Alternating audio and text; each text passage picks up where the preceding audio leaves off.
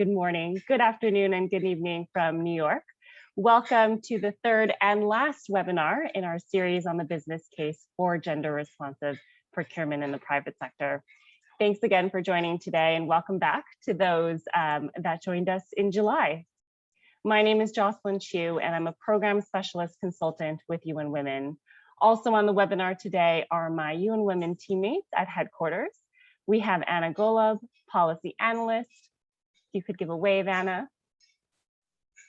Thank you. And we also have Victoria Smirnova, gender responsive procurement coordination consultant. We're also excited to welcome back Jade Cochran, program manager of our flagship program initiative. So our flagship program initiative on stimulating equal opportunities for women entrepreneurs capitalizes on gender responsive procurement as a transformative lever to create equal opportunities and outcomes for women. And Anna will be expanding more on this in a little bit. Now, to those unfamiliar, gender responsive procurement is the selection of services, goods, and civil works that considers their impact on gender equality and women's empowerment. Our experience has shown that there are many benefits to practicing GRP, gender responsive procurement, but a definitive business case remains elusive, and that's why we're having these webinars. Now, with thanks to Mary Kay, and as part of the Women's Entrepreneurship Accelerator, UN Women is hosting these 3 webinars on gender responsive procurement in the private sector to help develop this business case. Now, I'd like to pass it to everyone here. Please introduce yourself in the chat and tell us where you're signing in from and the organization that you represent. I know these webinars have helped make some great connections in the past, so please don't be shy.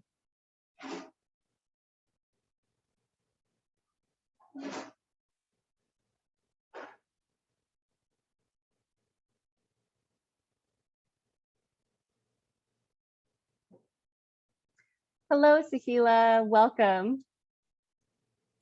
Hi, thank you. Thank you. Great to have you here. Thank you. I'm joining from India, just to let you know. Oh, wonderful. Oh, and we have Chico from the IFC. Welcome, Chico. Great to see you virtually. Hey, great to see you all.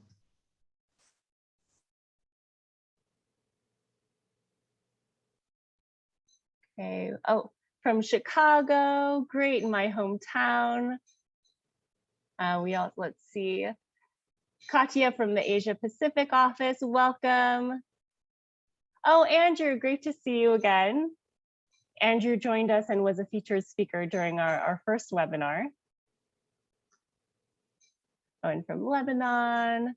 Great, it's lovely to see people joining from all over the world.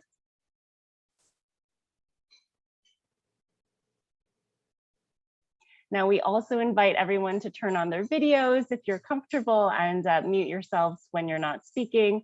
And of course, during the entire webinar, please feel free to ask questions or write comments in the chat. We'll also have a Q&A at the end of the session, and so we very much look forward to hearing from all of you. All right, and now before we move on to our 2 featured speakers, Jamila from P&G and Michael from IBM, I'd like to first hand over the floor to my colleague Anna to speak more about our flagship program initiative that I was referring to before. Anna Golob, policy analyst in economic institutions at UN Women, has been a key architect of the flagship program since 2016. She led the development and global dissemination of the UN Women seminal publication, The Corporate Guide to Gender Responsive Procurement, a comprehensive how-to manual for buyers to improve their sourcing practices to benefit women. More recently, she co-authored a publication along with the ILO entitled Rethinking Gender Responsive Procurement, Enabling an Ecosystem for Women's Economic Empowerment.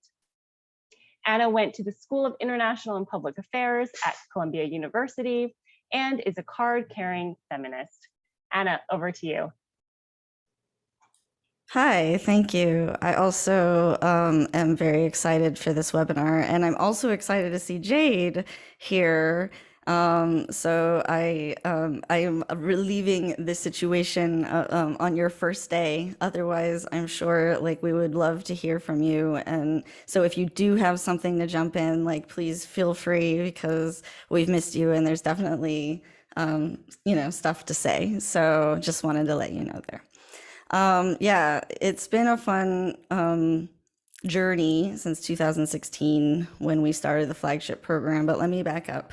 The flagship program, Stimulating Equal Opportunities for Women Entrepreneurs, is UN Women's signature initiative that aims to use gender responsive procurement as a strategic lever to achieve women's economic empowerment.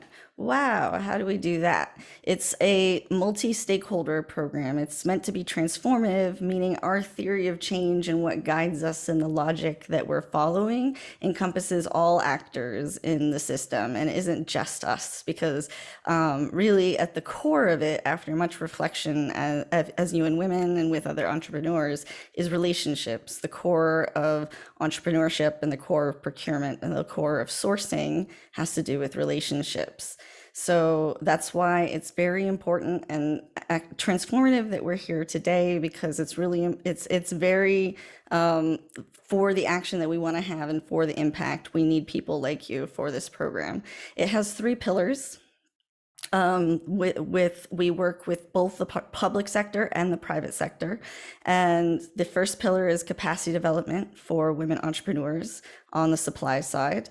This is going to be your standard different types of supplier development programs, but we hope to go beyond to have a scalable impact. So we are working in a number of countries, especially with our funding from the NAMA Women's Advancement Establishment that's enabling us to work in South Africa and the UAE, where they're developing capacity development initiatives and innovative tools for women entrepreneurs. The next part of the theory of change is gender responsive procurement.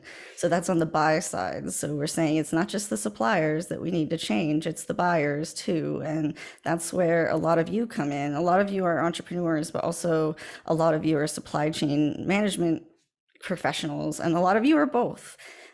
So the third aspect of the program is markets. So where is the relationship happening between the buyers and the sellers? Well, that place is also where we work.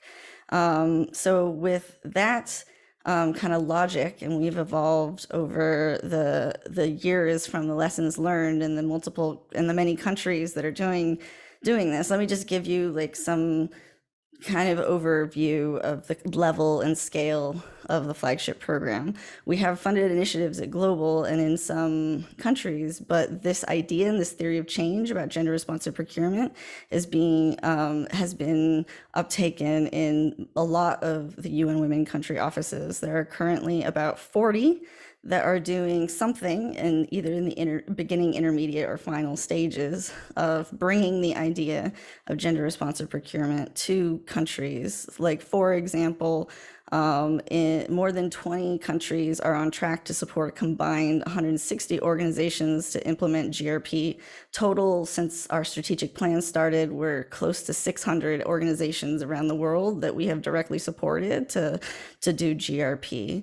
And that has been associated with changing the lives globally of hundreds of thousands of women in terms of accessing finance, accessing these relationships, and accessing the capacity development. So we can't take credit just for all of that, but the point is that we work together and these things don't happen in isolation. And that's one of the strengths of the program, is it enables us to really leverage our partnerships. Speaking of partnerships, let me just put up a slide if you don't mind. Are you seeing my slides? Yes, we're seeing it. Thanks, Anna. Okay, so here we go. This is just some of our supporters right now for the flagship program is, as I mentioned, NAMA, but I'm happy to see P&G here. P&G has helped with the pilot in 4 countries to look at the theory of change in Egypt, Nigeria, South Africa, and Pakistan. Citi helped us get our start with the first corporate guide to gender responsive procurement, that is the how-to manual that Jocelyn spoke of before. And now this work is supported by the Women's Entrepreneurship Accelerator, which we hope will have a catalytic and synergistic impact on what we have been working on so far with the flagship program. So as I mentioned before, I'll try to just get into it. And I can't see you, Jocelyn, so if I ramble, you just interrupt me because I'm looking at the presentation. But gender responsive procurement, what is that? That's why we're here. Most of us know that idea, that it comes from supplier diversity, that it mostly is framed by trying to orient the sourcing in favor of women-owned businesses and using that as sort of a way to have growth with value for money. So a lot of governments and companies would like to see a return on investment in what they're doing with public goods. This is one of those strategies that works for this because you're spending anyway. The entrepreneurs and the potential suppliers are just as good, if not better, in most of the cases. So it's really an easy win-win situation when we think about using sourcing to have an impact on society for public good by sourcing from women-owned businesses and improving the material realities of women and individual women that work hard, and also looking at it from the lens of gender responsive procurement is happening in a market system, and all of us can be producers, users, customers. We're sometimes public sector, sometimes private sector. We're from the buyer's perspective. We occupy these roles sometimes multiple ways at the same time. So seeing gender responsive procurement not as just a linear, value chain where like there's women in different places along the line that get supported by some tier of suppliers, we're seeing gender responsive procurement as something much bigger. We know, for example, as a possible way to frame how important it is that there's more than $20 trillion in relief funding from the coronavirus pandemic. And that's like tons of financial flows. And in different countries, we see that the procurement from those financial flows is going to women-owned businesses and women's businesses in countries that have made specific efforts to make their barriers to entry in their procurement program lower and also offer the capacity to women to be able to secure those contracts. I mentioned that our strategies that we work, the outputs that we create as an organization, after we create data, capacity, institutions, and as I mentioned, partnerships across all of these. So those are our comparative advantages. And the last thing I kind of want to talk about is just the specific activities. This is very much a movement building program. The activities that we do not happen in a vacuum, and they work together to build. And that's what I think is really important to think about the business case. Is we won't necessarily come to a data point or a talking point that is a silver bullet that convinces all the leaders that this is value for money and this is the thing that we need to do. I think it's something that using the flagship program framework, we can work together to build this business case and create through collective action and transformative programming change that has an impact on women and women entrepreneurs. So I think that is how I'm going to wrap it up as far as what the flagship program is, and make sure others who are doing the really important concrete work are there to have their chance to tell you what they're doing. Thanks so much, Anna. That really helped us situate how UN Women works on gender responsive procurement and why this webinar and the business case is so important. So now, if you were in any of our previous webinars, you'll remember that we had some fun activities, which we'd like to repeat again today. So that we could learn from each other, and building upon what Anna just said as well, that there's no silver bullet, but of course we're trying to build this business case to move the needle so that more companies and more governments do take on gender responsive procurement. So on that note, on the fun activity note, let me hand it over to my colleague, Victoria. Thank you, Jocelyn. Thank you, Anna. Good to see you, Jade. And good to see so many like-minded people here on call today, experts on gender-responsive procurement. Really looking forward to interacting with you a little bit later. But before that, we will have a little activity together. I would encourage you to take your phone, if you have it somewhere nearby, or open another tab in your browser and kindly go to the chat to www.menti.com. And once you reach this page, please enter the code 83346526. You can find it in the chat, and we will be starting in a minute.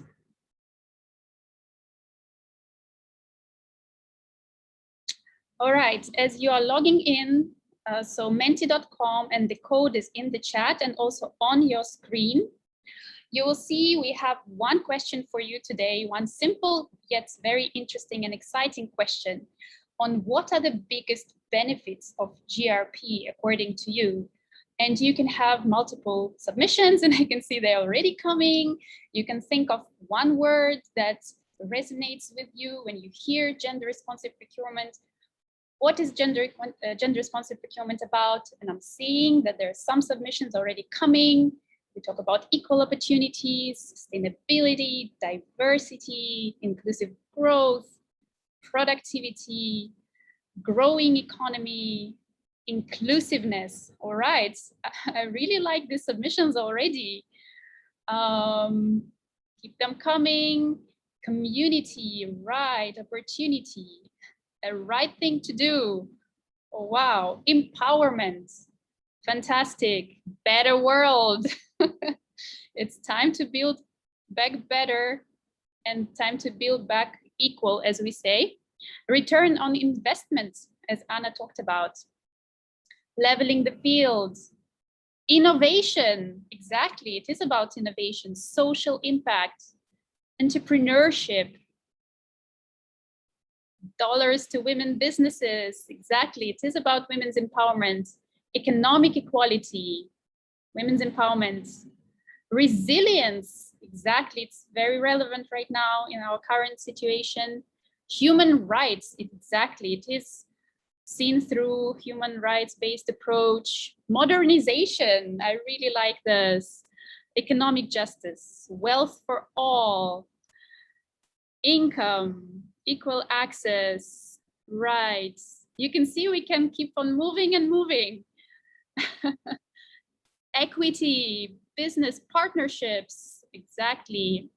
Access to untapped talent, amazing. Empower vulnerable women, economic development, globalization, transformation. That's amazing. Return to matriarchy, interesting. Good business, level playing field, and the future. So let me end here, the future. I really like this, and it still keeps on coming. We will share these results a bit later, but thank you so much.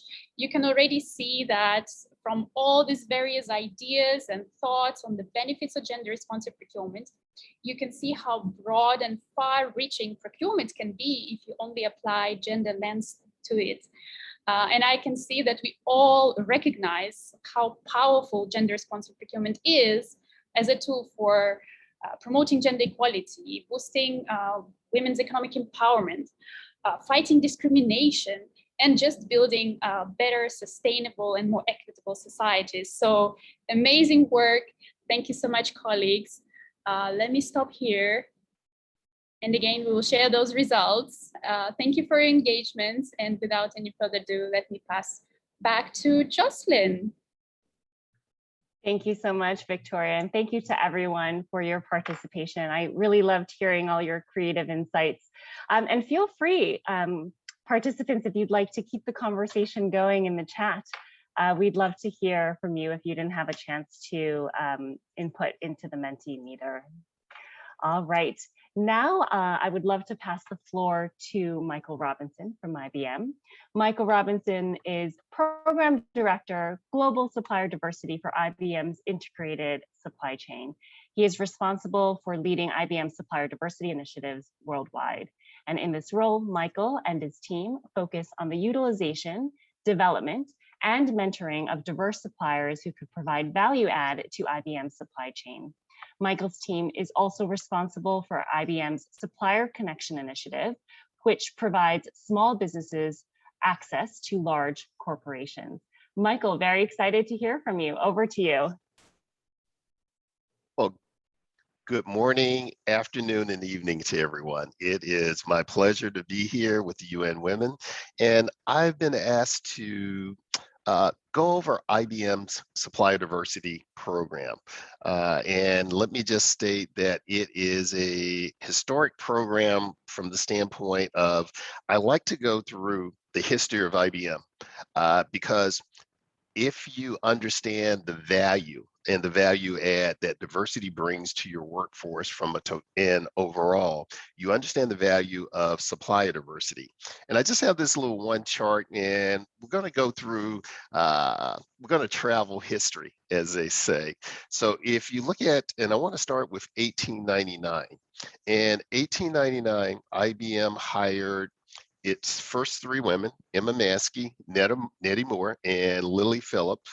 And this was 20 years before women were given the right to vote in the US. And at that same time frame, we hired Richard McGregor, our first Black employee, who was hired 10 years before the founding. For those outside of the US, is the NAACP, which advocates the rights for Black and people of color, and 36 years after the Emancipation Proclamation, when slaves were freed in the US. So I give you this structure from a starting point because even at that time in IBM's history, IBM recognized the value of diversity. They recognized the value that diversity workforce brings to you from an overall standpoint, from diversity of thought, diversity of gender. And I like to say also that this was just not just a passing phase in IBM's history.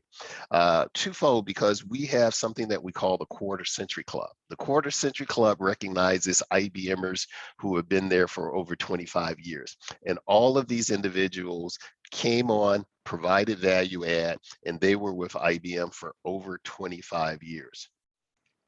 And just continuing on that spectrum, some of the things that we did in 1914, we hired our first employee with a disability. So this was 76 years before the Americans with Disability Act. In 1934, we hired our first professional woman. And as IBM was growing, expanding, in 1935, Thomas Watson Sr., IBM CEO and president at that time frame, did a monumental thing. He created the first, I think, EO policy there was from a historical standpoint that we can find. And he stated that men and women who do the same kind of work will receive equal pay. They will receive the same treatment, the same responsibilities, and the same opportunity for advancement. And this was 28 years before the Equal Pay Act in the US. And just to go through another item on this, and we'll continue on the spectrum, in 1953, as IBM was growing, expanding, we created a policy in the US. The law of the land at that time frame was separate but equal. And at that time frame, IBM was moving from the north into states in the south. And our CEO, Tom Watson Jr., said, regardless of race, color, or creed, there will not be separate but equal facilities in our facilities. If we move our plants to the south, if we come down, we will not adhere to that. And that was 11 years ahead of the 1964 Civil Rights Acts. And I point these things out to state that, once you understand the value of diversity of thought, again, women, gender, LGBT and so forth, you recognize it doesn't matter, you know, about someone's race. It's the value add that they bring. And with that, we switch into 1968. And it's amazing how things change, how they stay the same. 1968 in the US was a time of racial upheaval, social unrest, and what was going on at that time frame in the 60s. Our CEO at the time, Tom Watson Jr., as a result of all of the social unrest that was going on, he had been meeting with the Senator Bobby Kennedy at that time frame. Bobby Kennedy was Robert F. Kennedy's brother, who was one of our presidents in the US. And Robert Kennedy approached him because he had heard of IBM's history and he wanted IBM to do something different. And Tom Watson Jr. became a board member of the Bedford-Stuyvesant Restoration Board. And that's Bed-Stuy is located in Brooklyn. And instead of creating something like the Job Corps or something of that nature, Tom Watson Jr. said, I want to build a facility to provide jobs, opportunities to people of color within this community. So we built a facility on the corner of Gates, I believe it was Gates and Nostrum Avenue in Bed-Stuy. And at that time frame, Bed-Stuy, I believe it had one of the largest concentrations of people of color in the US at that time frame. So he provided jobs for people of color, Black, brown, etc. And then he took a step further. He said, I want to buy from people of color also. That was the creation of our supplier diversity program. And the thing that I tell people, and the reason I go through the history, again, when you know the value from a workforce diversity standpoint, it's easy to transition to a supplier diversity organization. So we created that in 1968, as I stated. Initially, it was a affirmative action program, I say, from our supplier diversity organization. But as things change and transform, our CPO who came on in the 90s was Gene Richter. Gene recognized the value of supplier diversity. And he said that supplier diversity is a competitive advantage. Oh, and I skipped one thing, and I want to go back to that. The program was created in 1968, but the thing that I am also proud of, IBM was a founding corporate member of the NMSDC, the National Minority Supplier Development Council, WeBank, the Women's Business Enterprise National Council, the NGLCC, the National Gay and Lesbian Chamber of Commerce, which came out later. Also, We Connect International, which does certification of women-owned businesses globally. And I'm a prior chair of the board of We Connect International. I point these things out again because not only the history creating this, we understand organizations that are needed to certify, provide education, to provide assistance to diverse own businesses to help them grow and take them to the next stage. And as I was saying about our CPO, Gene Richter, he knew it was supply diversity was a value added proposition and provided value from a business standpoint. And we changed the program and we focused on the program and we took it to the next level. In 2000, there's an organization in the US called the $1 Billion Roundtable. IBM was the first IT company to be a member of the $1 Billion Roundtable. That means that we spend funds with diverse businesses in the US of over $1 billion first year. We have been a continuous member of that organization since 2000.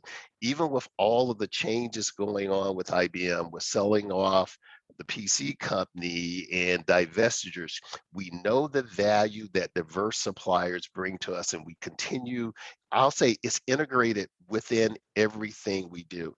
And the thing, and I know I have don't have all that time, the thing I want to tell everybody, if you're a business, another corporation, supplier diversity does not reside in the realms of one department. Supplier diversity resides into the entire organization. And that is one of the key things that we are aware of as an organization, that supplier diversity is everyone's responsibility. And that's something that we adhere to. And as we continue to transition, in 2003, we started the globalization of our program. I believe we were one of the first organizations to go global that I know of. IBM operates in 170 plus countries. We have a supply diversity program in 170 plus countries. We have a policy that states no matter where IBM operates around the globe, we give opportunities to businesses regardless of their race, gender, sexual orientation, disability. And this is something that we adhere to. And this is something why the program expanded, because we knew the value of it from a US standpoint. We knew that supplier diversity impacted your savings. We knew that it impacted bottom line. We knew that it increased customer sat. We knew that it impacted brand. These are critical factors that every corporation has to be aware of as they grow and continue to increase their programs. And as I stated to you, we operate in 170 different countries now. And one of the things I want to touch on also as we continue to, and I touched on that from a connectivity standpoint. We are one of the most, I say, benchmark companies there are, and I tell companies, continue to grow, continue to focus on this, and continue to be interconnected with everyone within your organization. As I mentioned, it is not just the supplier diversity's responsibility. It is a tops down approach and a bottoms up approach. Everybody within IBM, everybody within supply chain understands the value, and supplier diversity is in all of the procurement / supply chains appraisal, because we know the value. And once you know the value, you measure, you monitor according to those things, just as you do from a savings, just as you do from an innovation, just as you do from a technology standpoint. And also, we continue to transform. One of the things you always have to do is you don't sit on what your company has done in the past. It is a great foundation. It is a great building block, and you have to have a solid foundation to continue to build on. But it's that old saying, you can never step in the same river twice. Everything is constantly changing. IBM is constantly changing. How can our program be effective? More effective, so to speak. And one of those things, as I mentioned, we have a first tier program, or a program is in every country in which we operate. We understand that every supplier can't be a first tier supplier to us. So we have a global second tier program where we require our first tier suppliers to utilize diverse suppliers in support of IBM. So it's a continuous growth. It's continuously looking at what's going on in the environment. And we also provide education, because one of the key things we found out in our history, what diverse suppliers need: women-owned suppliers, minority-owned suppliers, they need honesty. Everybody can't be your supplier. So you have to tell them, I'm sorry, you may love your product, but it doesn't fit into what we're doing. And we tell our suppliers from an education standpoint, understand your product, understand where it fits into your customers. What is that value add that it brings? So honesty. The other one is access. I will tell everybody on the phone, if you send me a personal email, I will respond. If you send me a mass email, I will delete it, because I get so much email. If you want, and think about this from a business aspect, if you want someone to consult with you, to give you an honest answer, or to communicate with you, you have to reach out and you have to invest. You can't send a mass email and expect someone to respond. And again, it's honesty, communication, and the other part is access. If you have a product and or service that can provide value add, you will get access to IBM. I don't know if it's the time that your product will be utilized, but it's something that we will look at, we will analyze, is there a fit? But the key thing to every woman on supplier on the phone or on Zoom is one, I'll say, what's that competitive advantage you bring? Know your product, and you'd be surprised at how many people don't know their product. Know your product and know what is that value add that you could bring. How does your product fit into that customer? Understand the customer.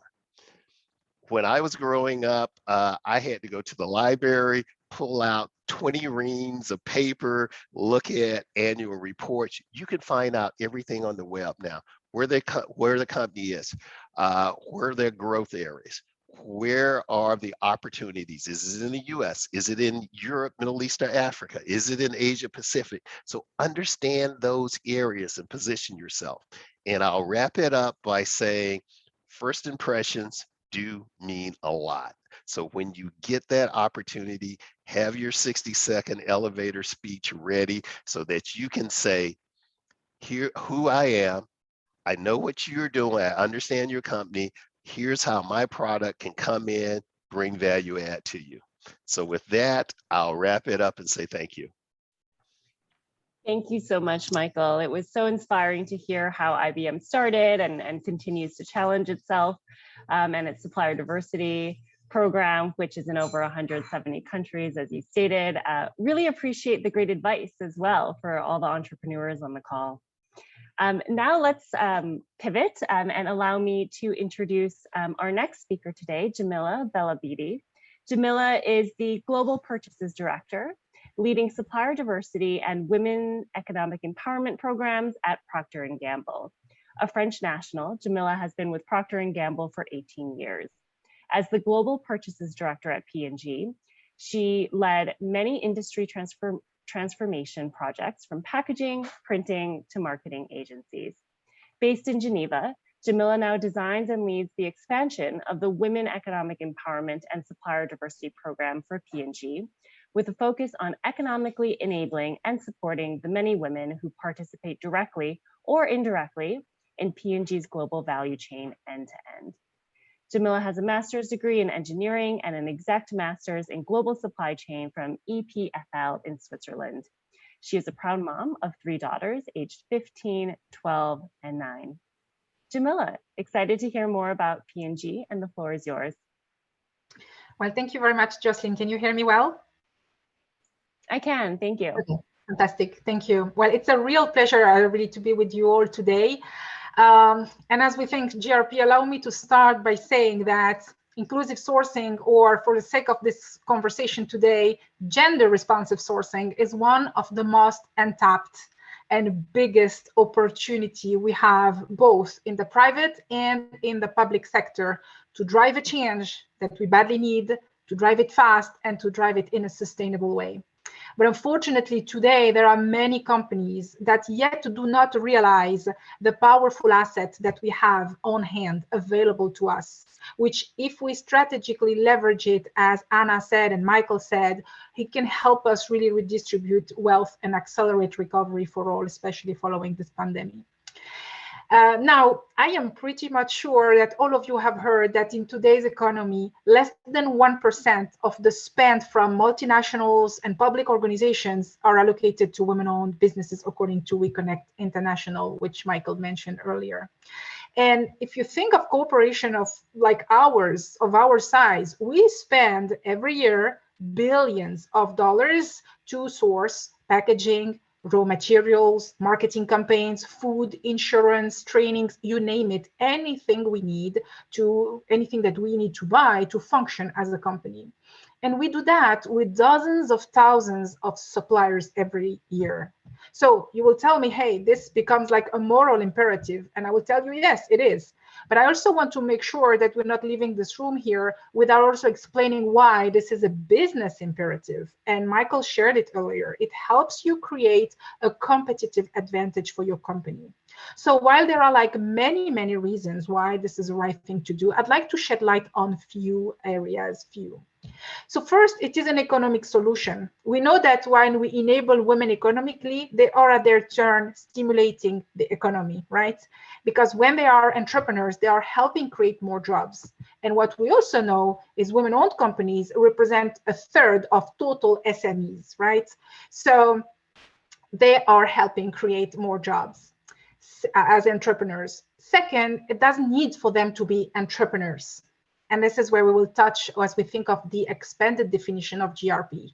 Also as employees, when we empower women economically within a structure, right, we know women distribute 3 times more than men into their communities, into better access to education, health, or in more general consumption. So when we empower them, enabling them to access improved purchases power, then that as well stimulates the economy. So hopefully the first reason is clear.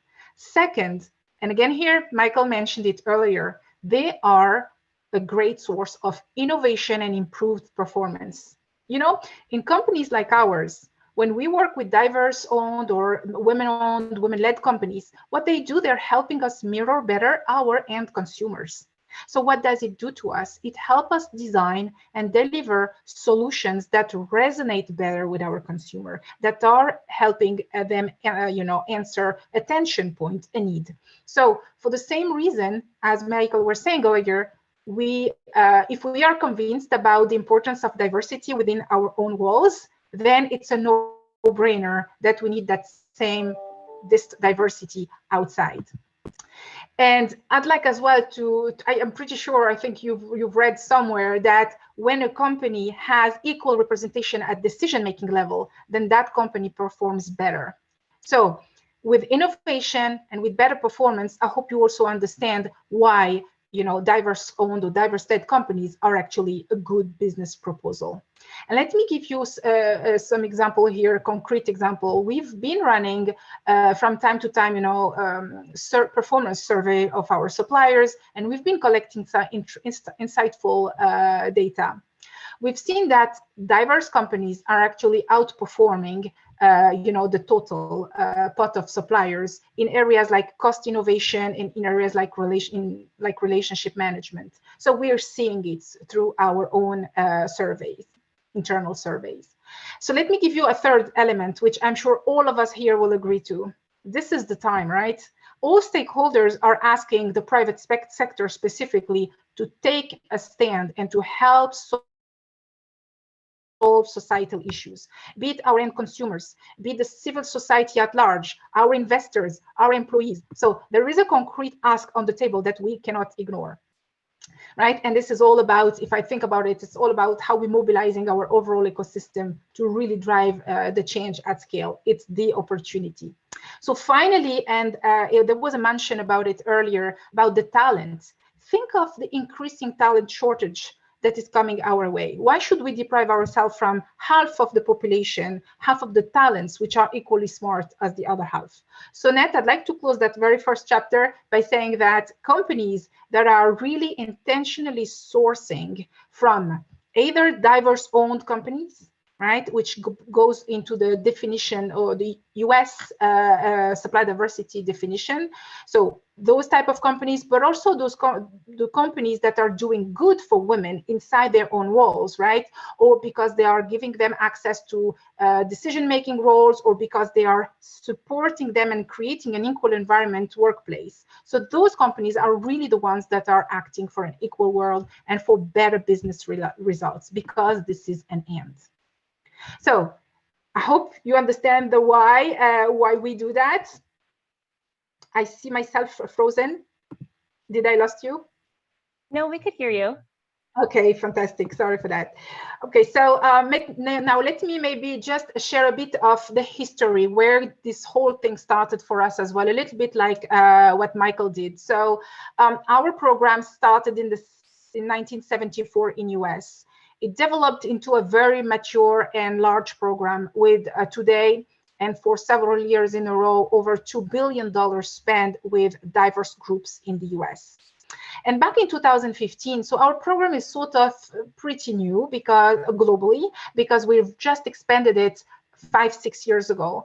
But when we looked at the globalization of it, we quickly realized that the 51% owned, managed, controlled definition, while it's absolutely a critical one and an important one to pursue because it's really core, it was just not enough in order to drive the change at scale that we want to see, especially knowing that we have a target to be met by 2030. So back then already, we scratched our heads and tried to understand how we can expand the supply diversity program as it is known in the US and really make sure we touch more women, we help more women into our supply base. Because the reality is when you think you take large corporation supply base, call it in the best case, you have what, between 0 and 10% of diverse representation. The rest are what we call majority owned companies. And we don't want to leave them behind. We also want them to contribute, right? We want them to drive the right change by two means. One, by investing themselves in their own diversity inside their own walls, like offering the right supporting system to their women, but also doing the same in their supply base, right? Driving diversity within their supply base. So we came up with a framework that has 3 pillars. The first pillar is the golden standard we inherited from US, which is women-owned, managed, controlled at 51%. The second pillar looks at all those companies that are indeed pushing and enabling equal representation at decision-making level, either by having a women CEO at global HQ or by having 50-50 on their board of directors.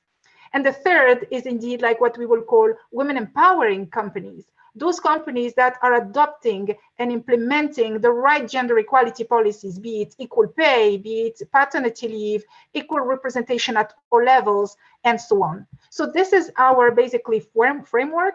We are not tracking everything yet because we need to develop norms. We need to develop definitions for global, right? For the globe, not only for US, but for the globe.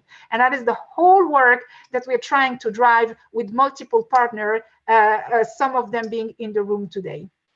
Okay. And for all actually those good reasons, we've made several commitments over the years since we started. We started by committing to spend $100 million over 3 years outside of the US with women-owned companies, and we kept going on. And just at the Generation Equality Forum, we've announced our commitment to spend by 2025 $10 billion with women-owned and women-led companies.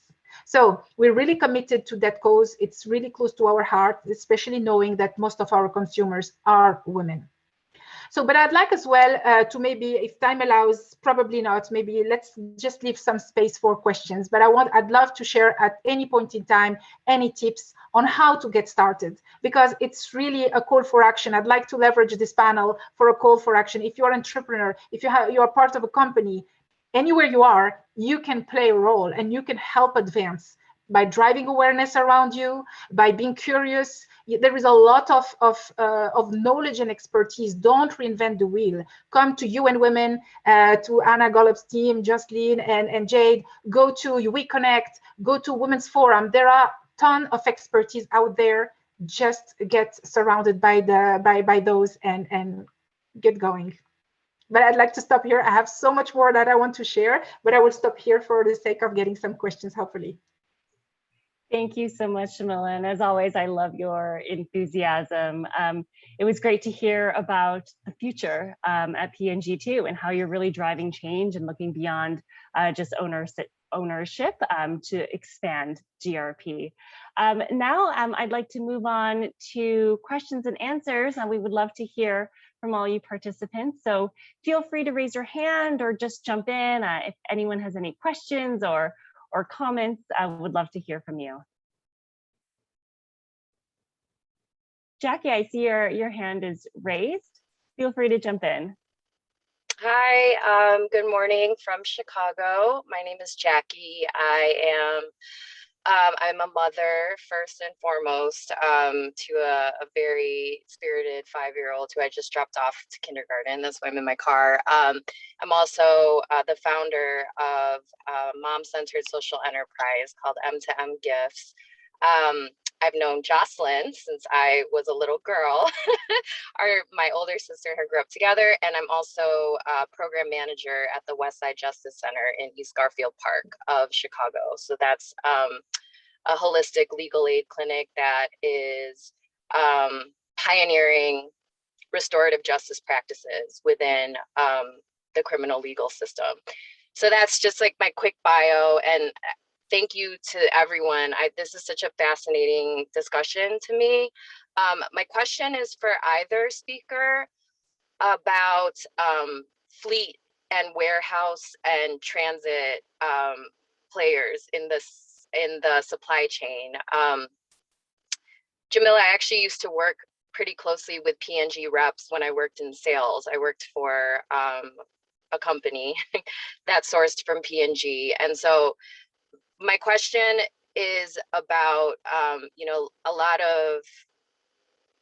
there was a lot of friction, and there were a lot of issues in fleet management and third party, delivery services and FedEx and UPS, when the pandemic happened, right? Because now all of a sudden everyone is moving to online, and e-commerce really got a huge injection, but the logistics from what I saw on my side was chaos, really. And so companies were depending on the major players, FedEx, UPS, USPS, and then of course, some of these third-party fleets that are in these really small rural places, like on Native American reservations, for instance, in New Mexico, that have to deliver. So my question is, with COVID still presenting issues and the supply chain being so connected now in a way that it never has before, how are companies approaching that part of the supply chain? Because you have the product and you have, the inventory, but that's also a huge player are these companies that I would venture to say are probably majorly owned by men, such as FedEx and all those big players. And so, so my question is, are those conversations being had about those players in the supply chain? Because it's definitely something that I witnessed, very top down discussion taking place, because those are huge. Those play one of the biggest roles in the whole supply chain, is how are you going to get the product to where it needs to go? So, Sorry to cut you off, Jackie. That's I just want to okay. make sure we have enough time for responses, since unfortunately we need to wrap up at the top of the hour, but thank you so much. And I also, because we are running out of time, I'd like to propose to our speakers Suhila's question as well, which I see in the chat. So our speakers could respond to both to save some time. The question is, what is the most pressing issue companies face in diversifying their supplier base? And then I see Jade adding to the question, it would be useful to learn the strategies your companies have used to combat the challenges that you have seen in diversifying the supplier base. So I'll allow Michael or Jamila, if either of you would like to jump in and answer any of the questions posed. Thanks so much. I can try to answer partially both, and then please, Michael, help me here. I'd like to first start with the question around, the suppliers in the logistics area. I am not too close, obviously, to that industry. What I do know is indeed there are tensions everywhere. These are not easy moments in any parts of the world, actually. But what I have seen, I can give you two examples that came to me as we think of it through gender lenses. The first one in the US, what I do know is we've been working with players. I cannot tell you who, because I don't even know, but to really revisit, look at the practices, at the policies, at the suppliers. So for example, we've been working with our partners to bring on more women drivers. And to do that, we've been working on accommodating the working hours and and everything that can enable women to get more into that space. So I know that there've been a lot of conversation, that we've even developed our own fleet, always looking at it through diversity lenses and looking at how we're recruiting drivers for that fleet. So I know there've been something going on in the US around that. In Europe, though, I would tell you in Eastern Europe, we've been very surprised because we work with a lot of women-owned companies in the space. They're definitely not the largest as the one you named, but they are very strong and very numerous, and they are very solid. And the partnership keeps going on. I don't know if I answered completely your question here, but this is pretty much, I will be happy to follow up with you afterwards. So that's on the first question. On the second question, what are the challenges that you've basically experienced? I would say both internally and externally. Internally, I think it's driving awareness in a very intentional way, not just pushing out information and assuming people will take it, will understanding. Now, talking about everybody, not only buyers, because it's really like the whole internal ecosystem that needs to understand the importance of those programs. So we've been very intentional, setting up trainings for functions, and even for buyers, for purchasing, even monitoring who's going through it, and so that they can really implement it on a daily business basis. Sorry, but the other important thing is the sponsorship.